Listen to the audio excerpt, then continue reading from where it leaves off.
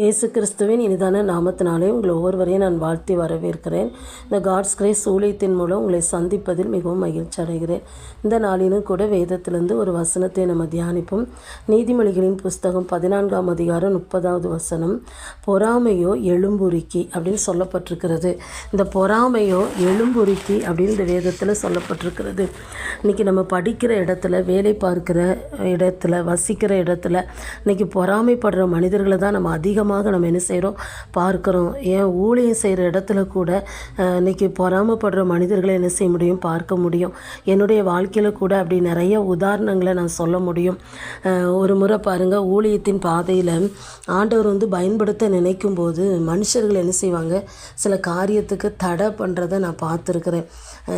அதை பயன்படுத்தாதபடி அந்த காரியத்தை என்ன செய்வாங்க, தடுத்து போடுவாங்க. ஆனால் வேதத்தில் ஒரு வசனம் இருக்குது, கர்த்தர் செய்ய நினைத்தது என்ன செய்யாது, தடைப்படாது அப்படின்னு சொல்லப்பட்டிருக்கிறது. நம்மளை கொண்டு ஆண்டவர் என்ன செய்யணும்னு சித்தம் வச்சுருக்கிறாரோ அதை அவங்கள கொண்டு தான் ஆண்டவர் என்ன செய்வார், செய்கிற தேவனாக என்ன செய்கிறாரு, இருக்கிறாரு. பாருங்கள், அப்போது தேவன் நம்மளை ஆசீர்வதிக்கும் போது யாராலும் என்ன செய்ய முடியாது, தடுக்கவே முடியாது. மனுஷனால் தடுக்கவே முடியாது. பாருங்கள், ஒரு முறை நான் ஜீசஸ் ரெடின் ஊழியத்தில் 5 வருடம் ஆண்டோடைய ஊழியத்தை செய்ய தேவன் கிருபை செய்தார். அதில் நடந்த ஒரு சம்பவத்தை நான் உங்களுக்கு புரிகிறதுக்காக நான் சொல்கிறேன். அப்போ அந்த நாட்களில் அந்த ஊழியத்தின் பாதையில் ஒரு முறை சேலரி கொடுக்கும்போது நாங்கள் எங்கள் டிபார்ட்மெண்ட்லேருந்து எல்லோரும் வாங்குறதுக்கு போகிறோம். அப்படி போகும்போது அந்த ஒரு கவரில் தான் அந்த நாட்களில் தருவாங்க. அப்போ மேலே சேலரி அமௌண்ட்டு எழுதியிருக்கும். அப்போ எங்கள் இதில் ஒவ்வொருத்தருக்கும் அவங்க கொடுத்து கொண்டு இருக்கும்போது அதை என்னுடைய சேலரி அமௌண்ட்டு அந்த மந்த்தில் கொஞ்சம் கூடுதலாக ஏதோ ஒரு அரியரோ ஏதோ ஒன்று சேர்த்து போட்டிருந்தாங்க.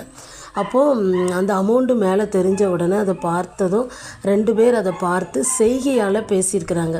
அதான் சொல்லுவாங்களே, கண்ணால் அப்படி ஆக்ஷனோட சிலர் பேசுவாங்க. அந்த மாதிரி பேசியிருக்கிறாங்க அந்த இடத்துல. எனக்கு தெரியாது. அதை இன்னொரு அக்கா அதை பார்த்துட்டு இருந்திருக்காங்க.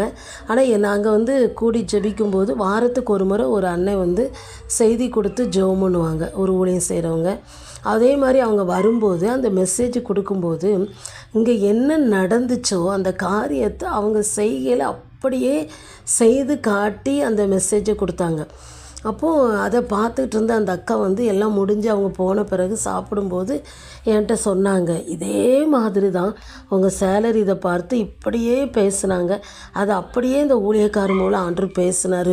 அப்போ ஆண்டவர் எந்த அளவு நம்மளை பார்த்து கொண்டே இருக்கிறாரு ஒவ்வொரு காரியத்துலேயும் அப்படின்னு சொன்னாங்க. அப்போ தான் எனக்கே தெரியும், அப்போது ஆண்டவர் நம்ம ஒவ்வொருவரையும் என்ன செய்கிறாரு, பார்த்து கொண்டே இருக்கிறார். நம்ம எங்கே இருந்தாலும் இந்த உலகத்தில் பொறாமைப்படுற மனிதர்கள் இருக்கத்தான் செய்வாங்க.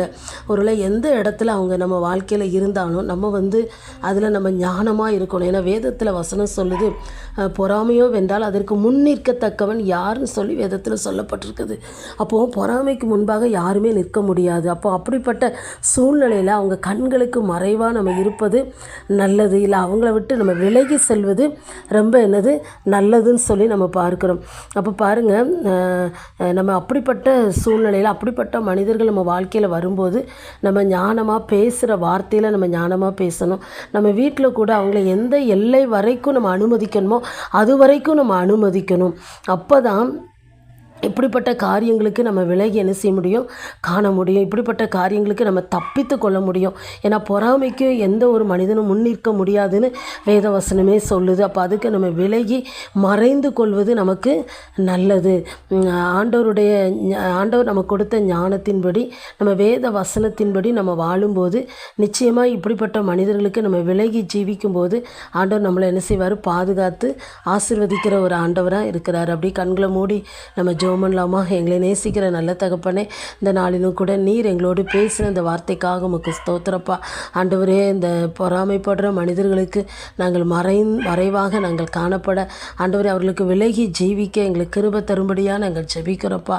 ஆண்டவரே, வேத வசனத்தின்படி நாங்கள் வாழ, ஆண்டவரே அதற்கு பயந்து நாங்கள் காணப்பட எங்களுக்கு உதவி செய்யும்படி நாங்கள் ஜெபிக்கிறோம். நீங்கள் அப்படி செய்ய போகிற கிருபைக்காக ஸ்தோத்திரம். இயேசுவின் நாமத்தை ஜெபிக்கிறோம் நல்ல பிதாவே, ஆமேன்.